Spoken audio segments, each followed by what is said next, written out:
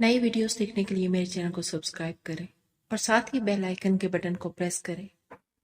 बिस्मिल्लाहिर्रहमानिर्रहीम। अस्सलाम वालेकुम फ्रेंड्स, कैसे हैं आप सब। उम्मीद है कि आप सब खैरियत से होंगे। आज हम ये बहुत खूबसूरत और डिसेंट ट्राउजर डिज़ाइन बना रहे हैं। इस वीडियो पर हमें आपसे 200 लाइक्स की सपोर्ट चाहिए।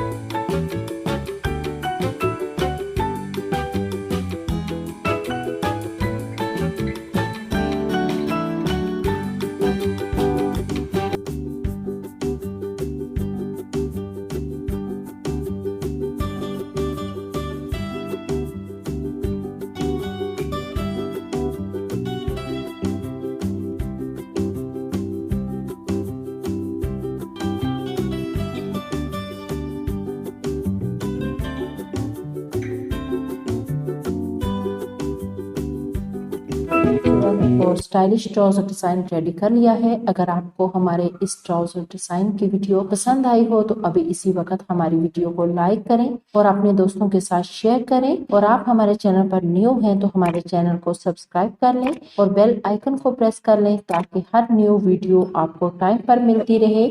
और हमें हमारे दूसरे अकाउंट्स पर भी फॉलो कर लें और घर पर आप लोग हमारे इन ट्राउजर डिजाइंस को ट्राई किया करें और हमें फीडबैक जरूर दिया करें और अपने डिजाइंस की पिक्चर हमारे इंस्टाग्राम पर हमसे शेयर करें और हम ये अपनी स्टोरीज और यूट्यूब वीडियोस में ऐड करेंगे। जिंदगी रही तो इंशाल्लाह नेक्स्ट वीडियो में मिलेंगे। अल्लाह हाफिज।